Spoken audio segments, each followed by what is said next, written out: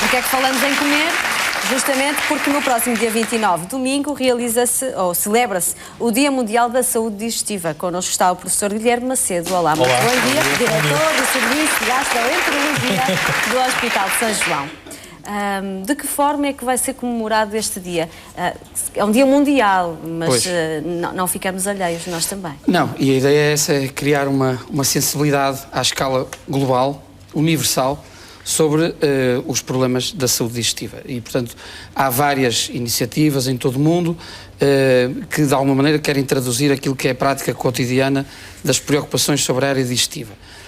Este ano não há propriamente um evento sobre o qual se repousa esta celebração, mas há, sobretudo, um conjunto muito grande, em termos de meios de informação, de informações relativas à saúde digestiva. Há um trabalho no terreno, não é? Há um trabalho no terreno e há, obviamente, várias instituições que têm uma preocupação muito centrada nos problemas da área digestiva, como é o nosso hospital e como vários outros no nosso país.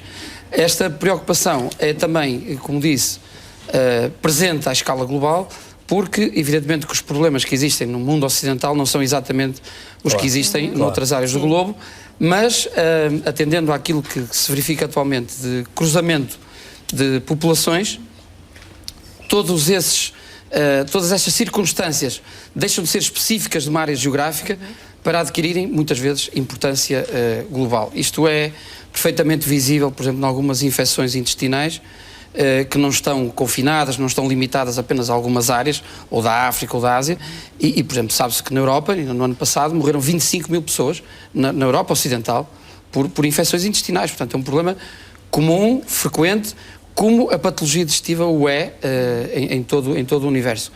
Não estou a falar exclusivamente de infecções, estou a falar de muitas outras áreas, do dia-a-dia, da qualidade e das características daquilo que se come, do nosso comportamento, digamos assim, nutricional, de órgãos que são particularmente sensíveis a isto, e alguns vícios, como é o fígado e como é o nosso tubo digestivo. Portanto, este dia é um dia em que há uma atenção, um redobrar da atenção sobre aquilo que é a nossa saúde digestiva. E deve com certeza constatar que há muita sabedoria empírica e que depois acaba por nos trazer algumas complicações, e é também aquela que vai poder constatar através destes interrogatórios que fizemos, questionários curtos, na rua, a alguns cidadãos com os quais a reportagem da Praça da Alegria se cruzou.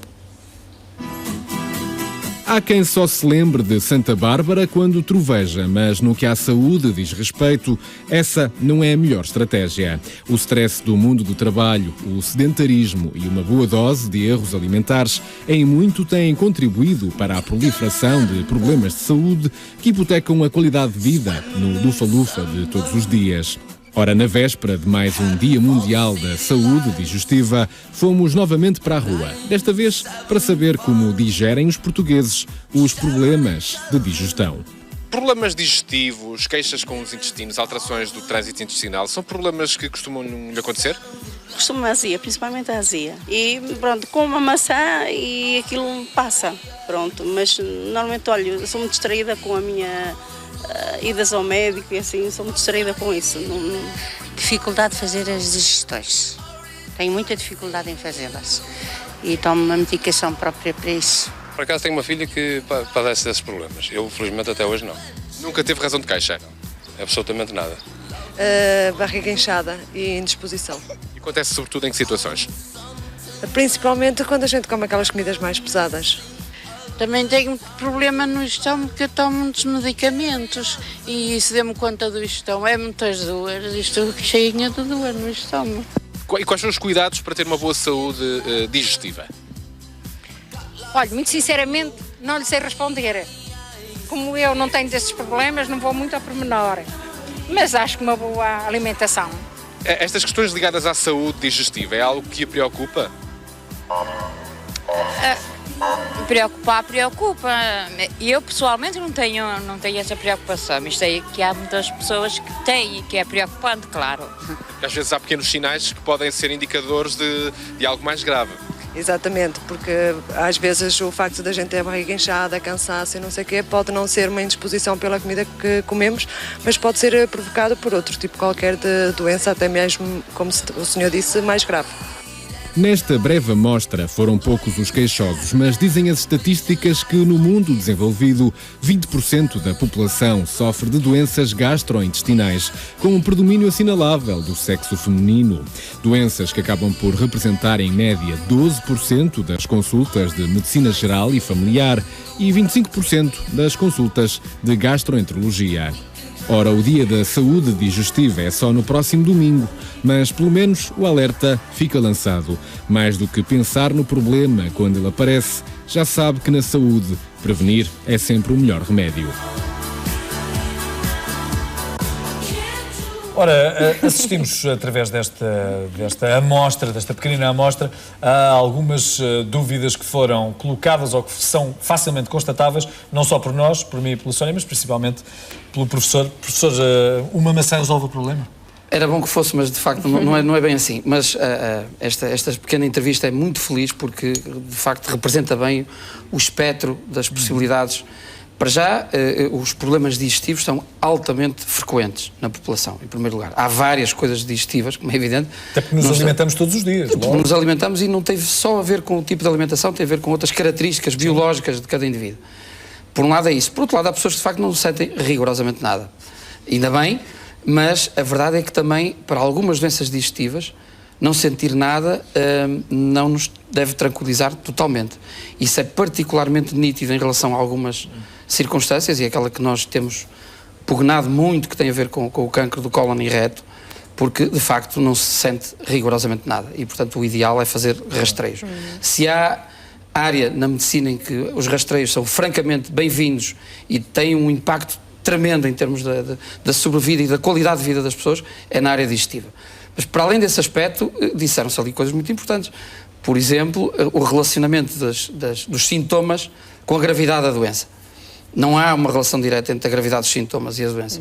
Isso causa muita perturbação às pessoas, porque há pessoas que têm muitas queixas, e não é propriamente por inventarem, mas em rigor a gravidade da doença digestiva não é grande. Outras têm muito poucos sintomas ou nenhuns e têm situações digestivas muito complicadas. Portanto, o equilíbrio está neste ponto, é saber ver a tempo. E, doutora, aproveito e pergunto já, alguém sem sintomas deve fazer, por exemplo, esse rastreio, seja de uma endoscopia... Ou a partir de que idade, não é? Pois, em relação... A partir de que idade, exatamente. Em relação ao intestino, que é uma área, é um dos órgãos mais importantes quando se trata da área digestiva, está perfeitamente provado que os 50 anos é uma meta importante. Isto é, para quem é completamente normal e saudável, como todos pretendemos ser, e tem 50 anos, a partir dessa idade é mandatório fazer uma observação do intestino. Porque tudo aquilo que se passa no intestino, na maior parte das vezes, não dá nenhum sintoma nem sinal. Eu percebo que, de uma maneira geral, vamos muito atrás dos sinais, dos sintomas, e uma pequena perda de sangue, e uma alteração, como ali se diz, do trânsito intestinal, observar as fezes. Mas, efetivamente, pode não acontecer. Pode não acontecer rigorosamente nada e, portanto, é mandatório observar o intestino. Isso é fulcral, está demonstrado, modifica a vida das pessoas, de facto. E há outras áreas, em termos de saúde digestiva, que são particularmente importantes e que nós, de uma maneira geral, não digo que negligenciamos, mas não damos muita atenção. E tem a ver com aquilo que nós fazemos todos os dias, que é alimentarmos. E a qualidade e as características do nosso comportamento alimentar interferem na saúde digestiva, sem dúvida. Mas há algumas ideias pré-concebidas. Nós sabemos que se ingerirmos alguns alimentos, vamos ter consequências na nossa digestão e consequências no nosso bem-estar. Claro, há um bocado fez uma alusão muito, muito interessante, porque disse a sabedoria empírica. Eu queria ver onde é que estava a pôr as aspas, se era na sabedoria, se era no empírica, mas a verdade é que se calhar as duas coisas... Exatamente, não é? Exatamente, porque há um folclore associado ao consumo de alguns alimentos e alguns outros produtos que são alimentos. Já alguns? Não, há vários. Nós vamos ter ali a oportunidade quando falarmos de algumas coisas concretas. Mas a verdade é que há expectativas que são infundadas em relação a alguns alimentos e uns temores completamente anacrónicos e desnecessários em relação a outros alimentos. Esses sim que podem ser muito úteis. É bom perceber-se que não há recomendações gerais, isto é, que sejam válidas para toda a gente. Há, obviamente, sensibilidades individuais que temos que respeitar. E, portanto, quando nós dizemos que um determinado produto faz bem, tem que ser contextualizado para que pessoa é e para que circunstâncias é. Beber água faz bem, mas algumas pessoas, por exemplo, não devem beber muita água. Outras pessoas, por exemplo, têm intolerância a determinados produtos, por exemplo, às laranjas, e é completamente falso que a laranja faça mal ao fígado, por exemplo, que é um conceito muito popular e é um mito urbano e suburbano e rural, porque de facto não tem qualquer consistência. A laranja é um produto excelente e que, por exemplo, ajuda muitíssimo o intestino. Qualquer alimento em excesso nos fará mal, mesmo aqueles que potencialmente são apresentados como alimentos saudáveis. Isso é uma regra de vida que me parece perfeitamente razoável que se tenha.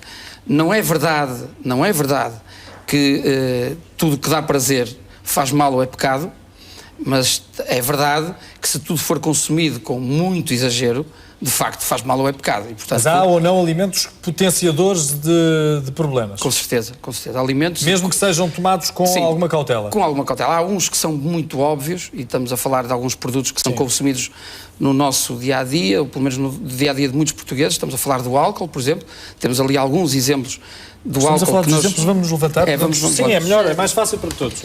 Bem, o doutor já facilitou a tarefa, porque temos aqui um smile e uma careta. E, portanto, já dividiu as já agora mesas, diga-me mas... onde é que vai pôr o smile, que já agora também estou com algumas... Não é difícil. É fácil, não é? Agora, não sei se estão aqui alguns mitos também por desfazer, não é? Não, estou muito bem. E se calhar começaria por aquilo que é o mais positivo e mais relevante.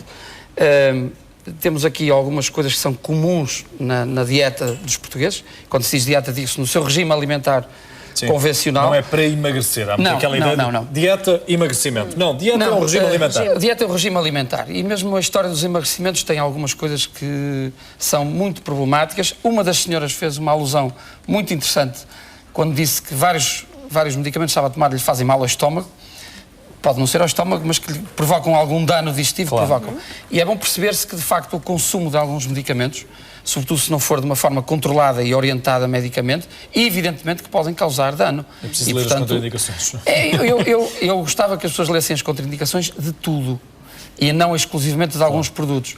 Porque, surpreendentemente, quando vão comprar produtos de herbanários com informações completamente não científicas e sem evidência, não leem o que lá está escrito. Porque nem sequer se interrogam sobre o que está lá escrito, porque se interrogassem, tenho a certeza absoluta que não os consumiam. Portanto, há aqui um equilíbrio. Vamos a estes que escolhiam como sendo benéficos. Eu acho que era muito importante começar pela água, porque é de facto o melhor dos alimentos. É o melhor dos alimentos. É evidente que não estamos a falar de valor calórico, estamos a falar de uma condição biológica fundamental que é a hidratação.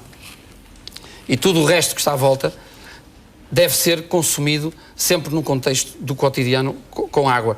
Estamos a falar do pão. O pão é um produto alimentar que é do comum do uso dos portugueses, ao contrário de outros países. Pão escuro? Pão escuro, e este é um pão integral. É um pão que de facto é recomendado pelas suas características, sobretudo por algumas coisas que contém que facilitam o movimento e a própria biologia do intestino. O intestino não é um órgão inerte, não é um tubo de PVC, como nós costumamos dizer, não é uma coisa que está ali inerte, é uma estrutura muscular com sensibilidade, com muitos computadores lá em poucos milímetros, que nos ajudam a perceber, microchips que nos ajudam a perceber o que está lá, se faz bem, se faz mal, e às vezes quando temos alguma alteração desses microchips, de facto, sofremos com alguns sintomas. Portanto, o pão integral é de facto muito, muito recomendado. Vai apontar para... Vou apontar aqui para quando chegar à fruta, tenho uma pergunta antes de começar a falar sobre o tomate é evidente que é um dos produtos que é mais importante. Tem a ver, e com aquilo que nos também traz aqui, que tem a ver com o consumo de fibras e o consumo de vários alimentos que conseguem no seu todo ter complexos vitamínicos, ter fibras que nos ajudam de facto ao nosso processo digestivo. Não só a ajudar o processo digestivo, mas a promover a saúde.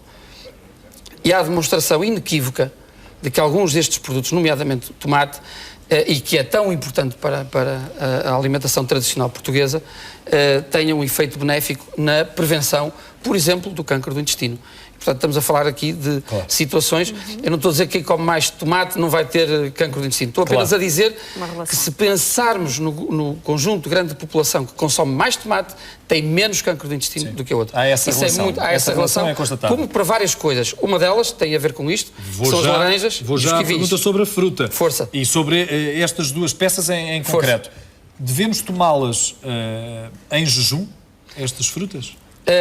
Como nós costumamos dizer, lá dentro é sempre escuro. Até nós chegarmos lá com uma luzinha e ver. Portanto, a questão do horário não é particularmente importante. Para nós interessa, sobretudo, mas não tem influência estar durante tantas horas sem comer o primeiro alimento cedo? Isso não tem a ver com ser o primeiro, ou o segundo, ou o terceiro. Tem a ver em consumir-se. Por dia, determinadas porções devem ser consumidas. Se é de manhã, de tarde, à noite, de madrugada, ou depois de levantar, ou depois de deitar, não é particularmente importante. Claro que há coisas que não se devem ingerir antes de uma pessoa se deitar. É evidente que o facto de estar deitado, como viram durante esta semana, promove, por exemplo, o refluxo ácido, etc. Portanto, agora, temos que ser, mais uma vez, equilibrados e ponderados. São regras gerais e que devem ser contextualizadas individualmente. Mas, indiscutivelmente, que a laranja e o kiwi são produtos excepcionais para o intestino, promovem a saúde do intestino, reduzem a probabilidade, por exemplo, do cancro do intestino, isso é muito importante. Podemos substituir a laranja por sumo de laranja? Beber sumo de laranja é bom, o natural. Não tem tanta o fibra, outro está ali e que não nos interessa. Mas importa sobretudo a fibra que vai na laranja. E nem todos os sumos, como sabe, têm fibra. O sumo do refrigerante, o sumo de laranja do refrigerante... O sumo de laranja natural? Excelente. É bom para substituir a laranja? É bom. Desde que haja a precaução e digamos, a preocupação de manter aquelas pequenas fitazinhas amarelas que as crianças não gostam e que lhes faz confusão, mas de facto essas é que são boas dentro do sumo. E portanto isso é muito importante que as nossas crianças também percebam isso.